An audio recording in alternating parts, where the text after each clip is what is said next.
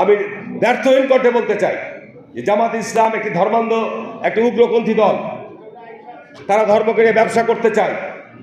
আর পরিষ্কার কথা, পরিষ্কার স্পষ্ট কথা আমি কয়েকদিন আগে বলেছিলাম যে যারা এই ধর্ম ব্যবসায়ী তারা ধার্মিক নয়।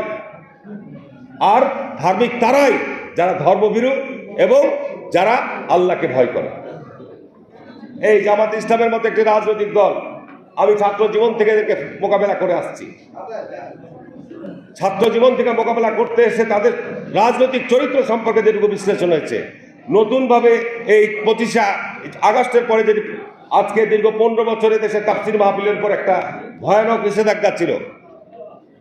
এখন তাফসির মাহফিল করতে গিয়ে দেলোয়ার হোসেন সাঈদীর পুত্র পর্যন্ত চাঁপাইনবাবগঞ্জে গিয়েছে, জামাতের আমির পর্যন্ত গিয়েছে। তারা এক শব্দে প্রচার করেছে তাফসির মাহফিলের নাম করে, সেখানে হাজার হাজার লোক জমায়েত করেছে। আর তাফসিরের নাম করে তাদের প্রার্থীকে মঞ্চে উঠিয়ে বলছে আপনাদের জন্য রেখে গেলাম, আপনারা এই প্রার্থীকে বিজয় করবেন। কোরআনের কোন আয়াতের মধ্যে, হাদিসের কোথায় বর্ণিত রয়েছে?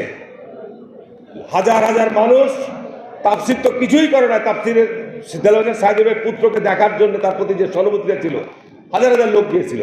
সবাই থুতু নিক্ষেপ করে গালিগালাজ করতে করতে ওখান থেকে বেরিয়ে গেছে।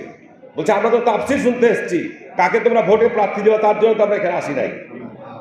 1982 সালে শেখ হাসিনা এরশাদ সাহেব ক্ষমতা দখল করার পর, আমি শুধু সংক্ষেপে বলছি এই কারণেই যে দেখেন, চিন্তা করে দেখেন, এরা প্রকাশ্য জনসভায় গিয়ে বলল আমাদের 7 দলীয় জোট, তাদের জোট, আওয়ামী লীগের জোট একসাথে আন্দোলন হচ্ছে, বলছে এই সরকারের অধীনে যারা নির্বাচনে যাবে তারা বেঈমান, জাতীয় বেঈমান। অথচ তারা 86 সালে বিএনপি নির্বাচন আন্দোলনে থাকলো, শেখ হাসিনার সাথে যোগ সদস্য করে এরশাদের কাছ থেকে টাকা নিয়ে তারা নির্বাচনে যোগদান করলো। কি ঠিক না বেঠিক বলছি কথা? তো কোথায় তাদের কোরআনের আইন, সৎলোকের শাসন? কি কথাগুলো ঠিক না বেঠিক বলছি? তারা যখন যেরকম রূপ ধারণ করা দরকার করে, কখন বলে মহিলা নেতৃত্ব হারাম। পার্লামেন্টে আপনার তারা মহিলা এমপি নাই না, তাদের মহিলা সংগঠন নাই।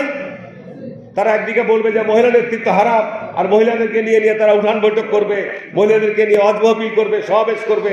এগুলো তারা তাদের কর্মের সাথে, তাদের ঘোষণার সাথে কি মিল রয়েছে?